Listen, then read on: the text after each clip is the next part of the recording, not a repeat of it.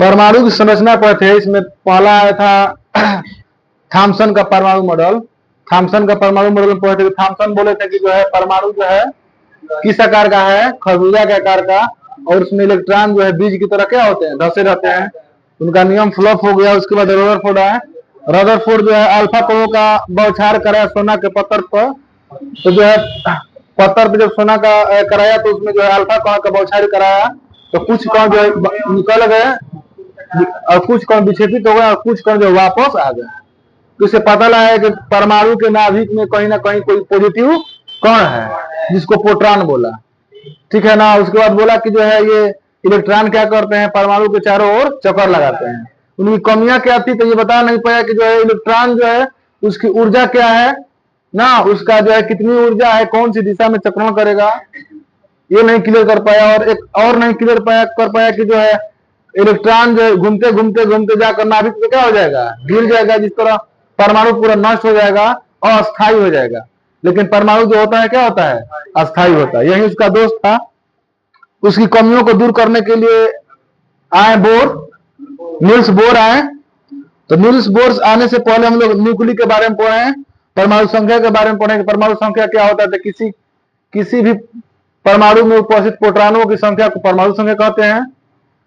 परमाणु द्रव्यमान किसको बोलते हैं, किसी भी परमाणु में उपस्थित प्रोटॉनों और न्यूट्रॉनों की संख्या के योगफल को परमाणु भार बोलते हैं या परमाणु द्रव्यमान बोलते हैं। उसके बाद हम लोग समस्थानिक पढ़ेंगे। समस्थानिक में क्या होता है कि प्रोटॉनों की संख्या बराबर होती है और द्रव्यमानों की संख्या अलग अलग होती है। जैसे हाइड्रोजन का H1 H1 H1 2 H1 3, पोट्रियम deuterium एवं टाइट्रियम। वैसे ही नाइट्रोजन कार्बन का भी हम लोग पढ़े। उसके बाद संभारिक पढ़े। संभारिक में क्या था, तो परमाणु द्रव्यमान समान था और परमाणु संख्या क्या था, अलग अलग। जैसे पोटेशियम 19 40, कैल्शियम 20 40, दोनों का 40 भार था, लेकिन परमाणु संख्या क्या हो गया, अलग अलग। एक ये भी पढ़े थे कि भिन्न भिन्न परमाणु संख्या जो होता है उसका गुण क्या होगा, अलग अलग, जबकि समान परमाणु संख्या का जो है गुण क्या होगा, समान होगा। तो हम लोग समस्थानिक में जो है सभी का गुण क्या होगा, समान होगा।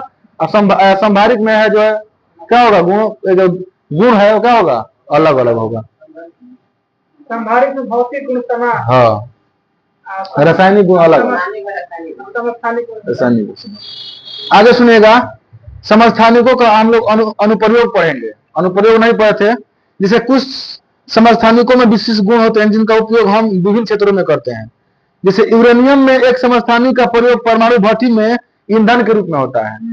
यूरेनियम का परमाणु संख्या 992 और 235, इसका प्रयोग जो होता है परमाणु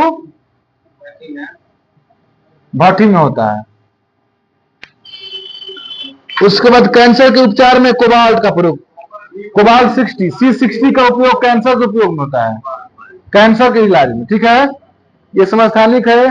घेंघा रोग, आयोडीन 53 क्या होता है, घेंघा रोग के इलाज में होता है। तो 3 गो समस्थानिक। हाँ,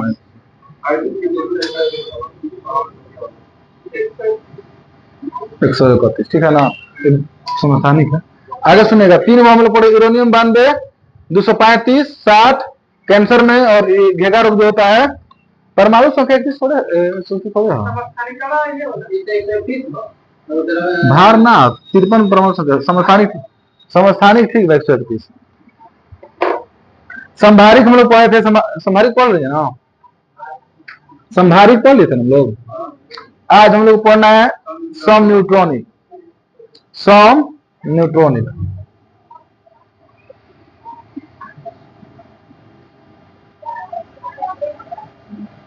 सुनेगा। सम मतलब क्या होता है, बराबर। न्यूट्रॉनिक मतलब न्यूट्रॉन, जिसमें न्यूट्रॉन की संख्या क्या हो, बराबर हो, जिसमें न्यूट्रॉन की संख्या बराबर हो। ध्यान दीजिएगा, जैसे n परमाणु संख्या 7 होता है और परमाणु भार 14।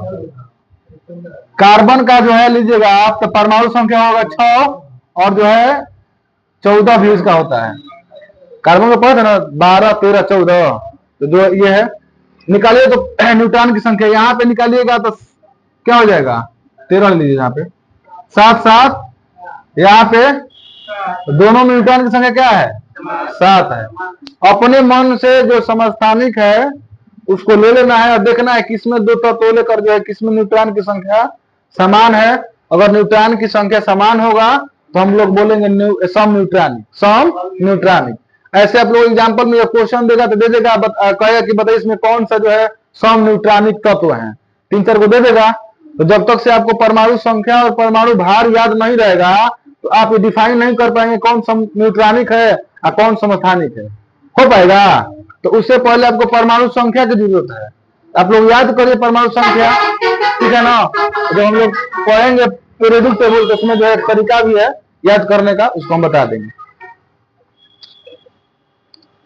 एक होता है सम इलेक्ट्रॉनिक, दूसरा है सम इलेक्ट्रॉनिक। ध्यान दीजिएगा, सम इलेक्ट्रॉनिक सम का मतलब होता है बराबर और इलेक्ट्रॉनिक मतलब होता है इलेक्ट्रॉन की संख्या। जिसमें इलेक्ट्रॉन क्या हो, बराबर हो, समान हो। जिसमें इलेक्ट्रॉन क्या हो, समान हो, उसमें हम लोग सम इलेक्ट्रॉनिक बोलते हैं। जैसे ध्यान दीजिएगा, सोडियम प्लस Mg+2, एल्युमिनियम +3। अगर इसमें देखिएगा ना आप तो सब में जो है इसका परमाणु संख्या का बात कहेगा तो 11, परमाणु संख्या का बात कहेगा तो 12, परमाणु संख्या का बात कहेगा 13। हमको इसमें परमाणु संख्या से मतलब ही नहीं है। हम लोग क्या है, परमाणु संख्या से मतलब नहीं है, हमको इलेक्ट्रॉन से मतलब है। क्योंकि हम बताए थे आपको कि प्रोटॉन की जो संख्या है कभी कभी इलेक्ट्रॉन की संख्या से क्या हो जाएगा, बड़ा हो जाएगा। कभी कभी प्रोटॉन की जो संख्या है कम हो जाएगा और कभी कभी प्रोटॉन की संख्या जो है क्या हो जाएगा, बराबर हो जाएगा। बस में रहना।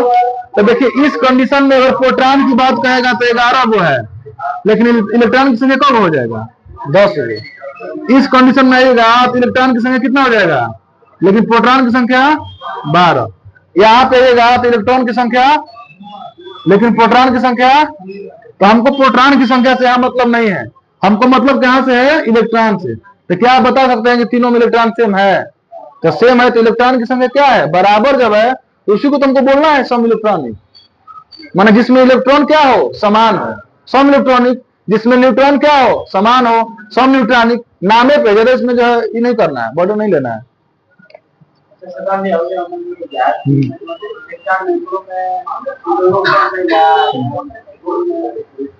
सुनिए, इसका परमाणु संख्या प्रोटॉन संख्या बताइए कितना होता है, 11।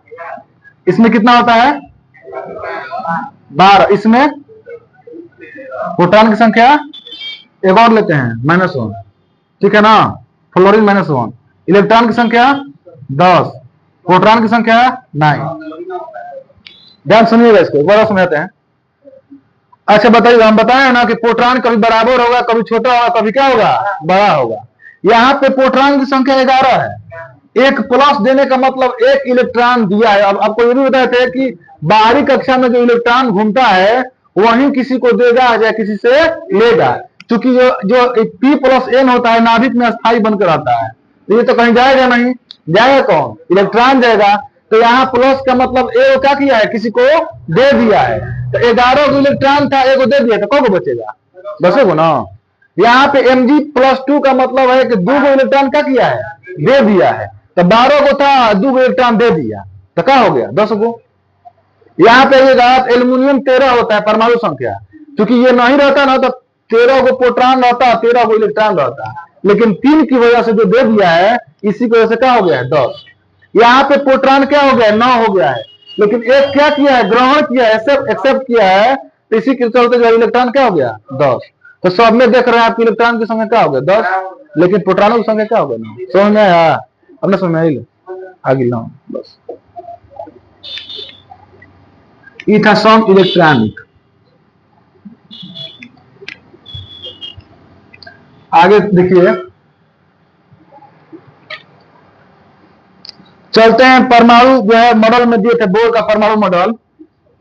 बोर का परमाणु मॉडल बताइएगा, न्यूट्रॉन की खोज किसने किया था, कब, 1932 में, 1600 नहीं, 1932।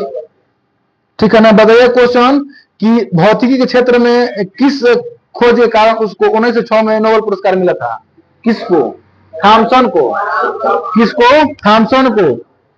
किस खोज के कारण? इलेक्ट्रॉन की खोज के कारण, इलेक्ट्रॉन की खोज के कारण। आगे सुनिएगा, हम लोग जो है दो गो पढ़ लिए थे। एक पढ़े थे हम लोग थॉमसन का परमाणु मॉडल, एक पढ़े थे हम लोग रदरफोर्ड का परमाणु मॉडल। और रदरफोर्ड जो परमाणु मॉडल लगभग कारीगर साबित हुआ है, लेकिन दो जो पॉइंट है जो उसमें कमियां थी उसको जो है कंप्लीट कौन पूरा किया? बोर्स। तो देखते हैं बोर्स क्या कह रहे हैं। कह रहे कि बोर ने जो लिखित अवधारणाएं प्रस्तुत की, पहला क्या था उनका अवधारणा? इलेक्ट्रॉन केवल कुछ निश्चित कक्षाओं में ही चलकर चक्कर लगा सकते हैं, जिन्हें इलेक्ट्रॉन की विविक्त कक्षा कहते हैं।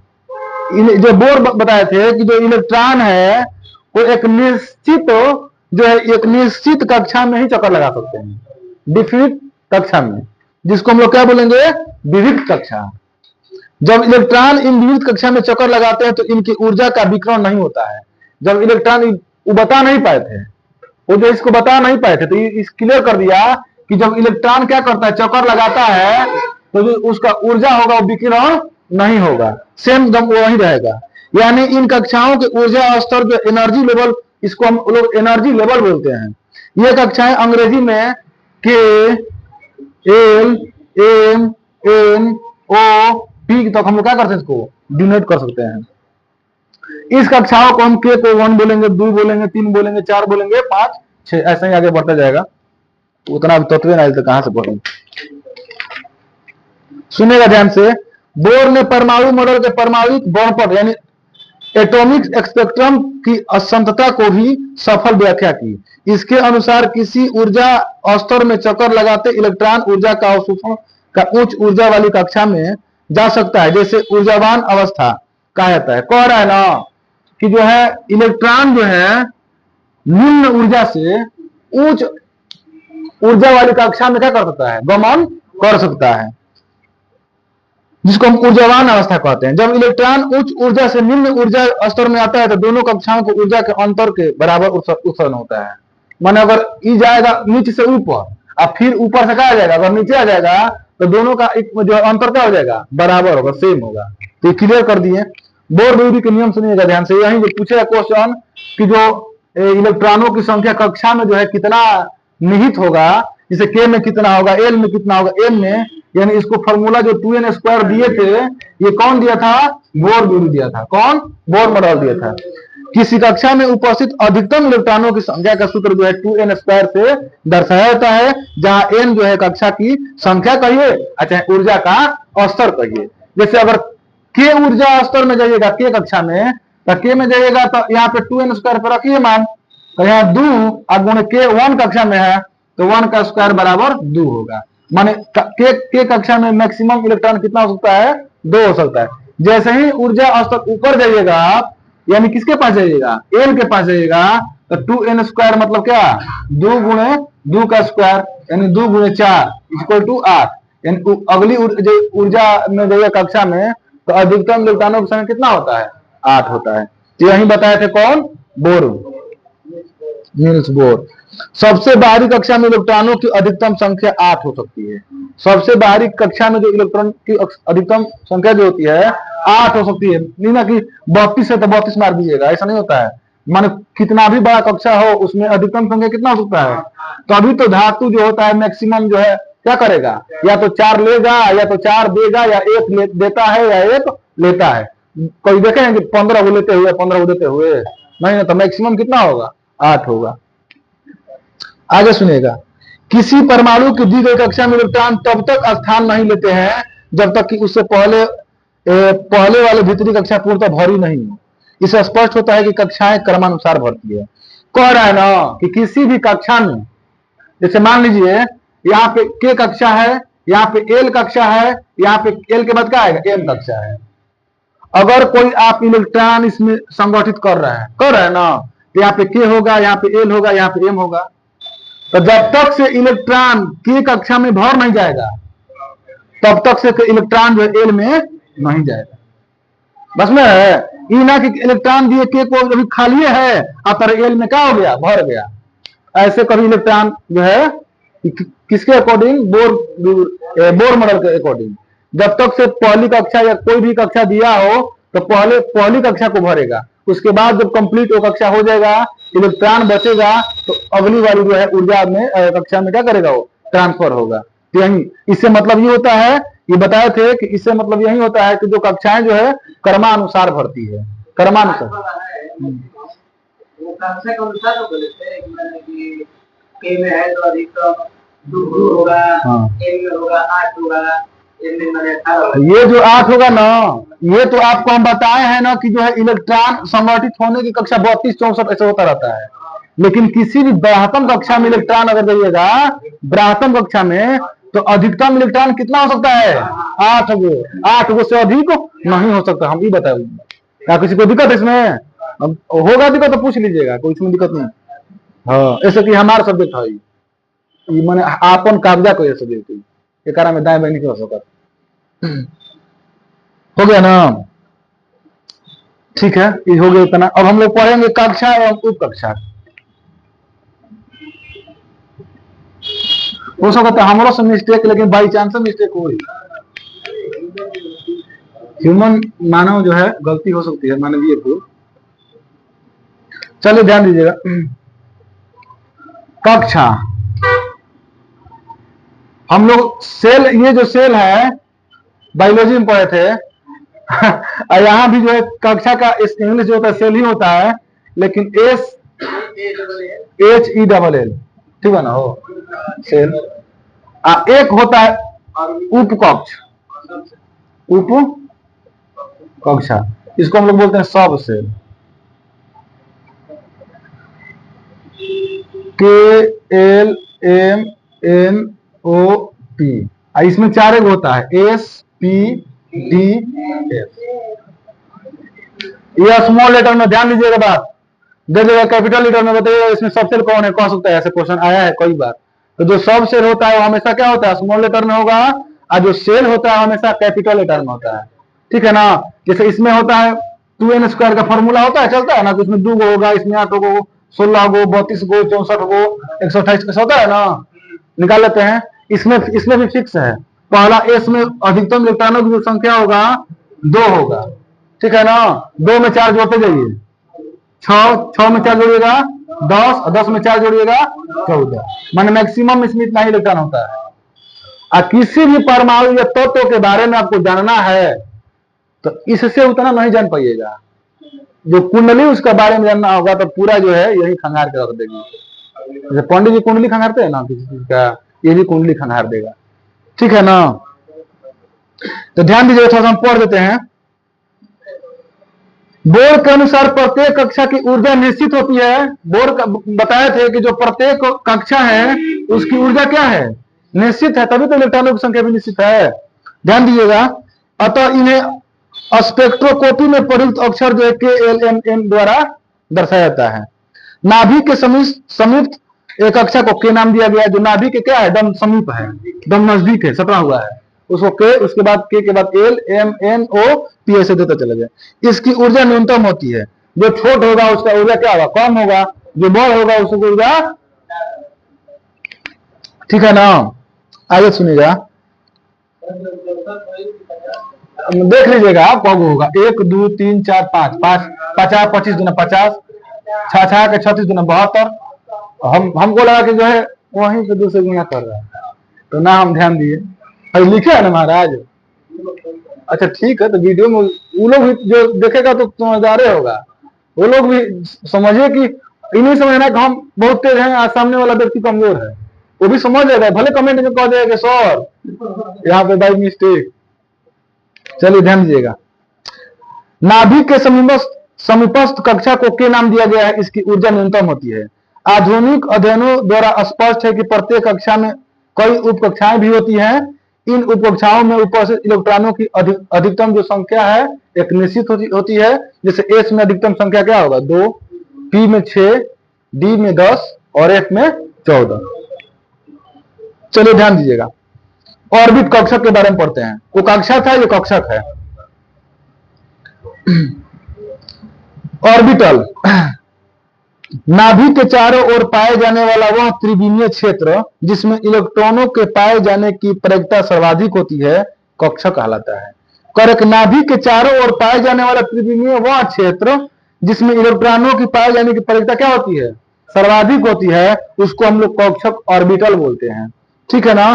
किसी भी परमाणु में विभिन्न कक्षक हो सकते हैं जिन्हें उनके आकार, साइज, आकृति, शेप एवं अभिविन्यास, ओरिएंटेशन के आधार पर अलग अलग किया जा सकता है। जैसे एस, ध्यान दीजिएगा एकदम, एस जो ऑर्बिटल जो होता है गोलाकार होता है, इसकी जो आकृति होती है कैसी होती है, गोलाकार। पी का जो है डमरू जैसा होगा। तो डमरू कैसे होता है, डमरू ऐसे होगा, यहाँ पे ऐसे होगा, यहाँ पे ऐसे जा रहेगा, यहाँ पे ऐसे जाएगा, डमरू हो गया। ठीक है ना। आगे ध्यान दीजिएगा, डी जो है डी डमरू होगा। डी डमरू मतलब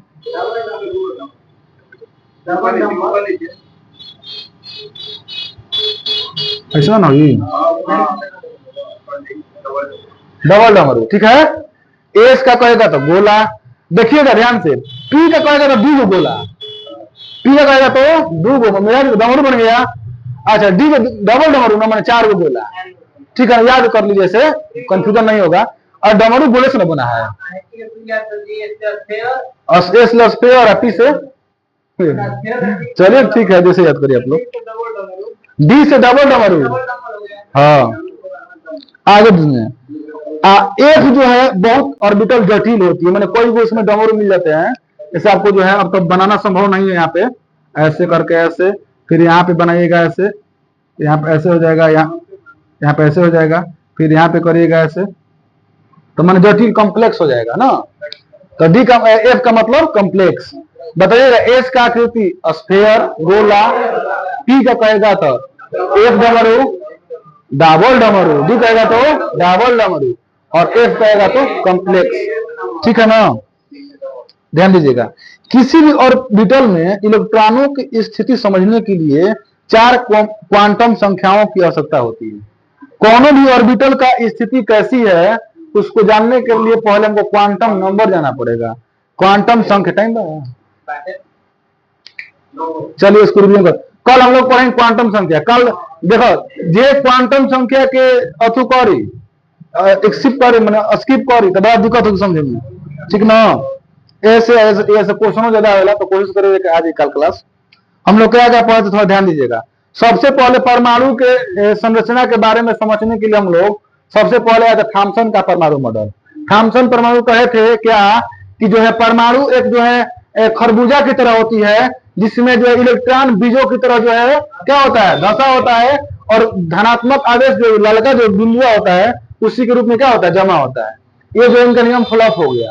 उसके बाद इस नियम को दूर करने के लिए आए रदरफोर्ड।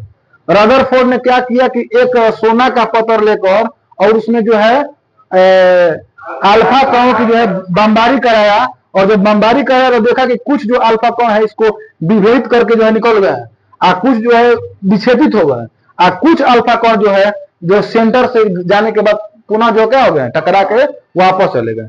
तो उन्होंने ऐसे निष्कर्ष निकाला कि कुछ ना कुछ जो है हम धनात्मक, क्योंकि हम लोग जानते हैं कि अल्फा कण का जो प्रकृति होती है धनात्मक होती है।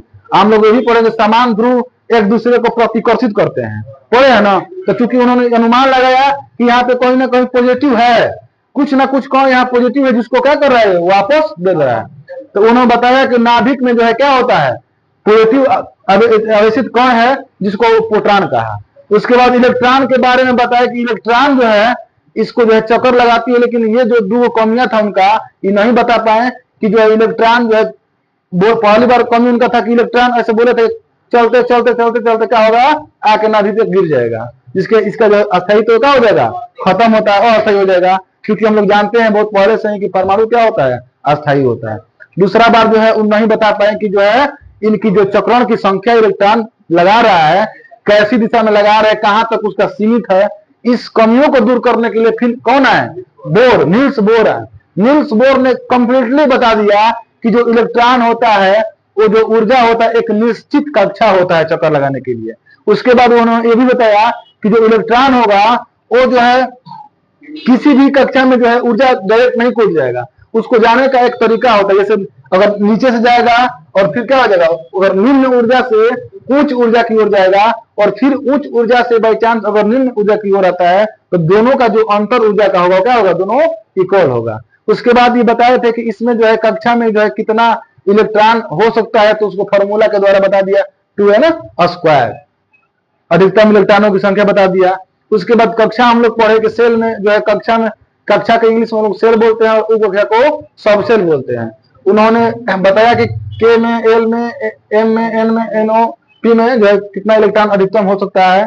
उसके बाद हम लोग पढ़े कि किसी भी परमाणु के ब्रातम कक्षा में जो इलेक्ट्रॉन होता है वो 8 से अधिक नहीं हो सकता है। ब्रातम कक्ष जैसे ही जाएगा तो कन्वर्ट हो जाएगा, जैसे ही 8 से अधिक हो जाएगा तो एक नया कक्षा का क्या हो जाएगा, निर्माण हो जाएगा।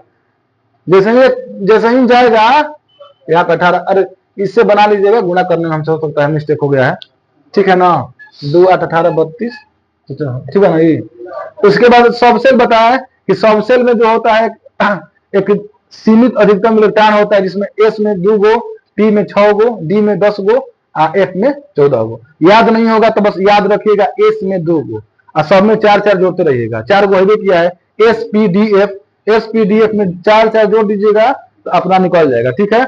उसके बाद ये बताया थे आकार के बारे में कि एस का जो आकार होगा वो गोला होगा, पी का आकार जो होगा डमरू की तरह होता है, डी में डबल डमरू, और एफ में कहेगा तो कॉम्प्लेक्स हो जाएगा। 3 गुना कॉम्प्लेक्स मैंने बहुत ज्यादा, जब इसमें बनाना पॉसिबल है नहीं, कॉम्प्लेक्स मैंने बहुत ज्यादा ना। हो गया टाइम।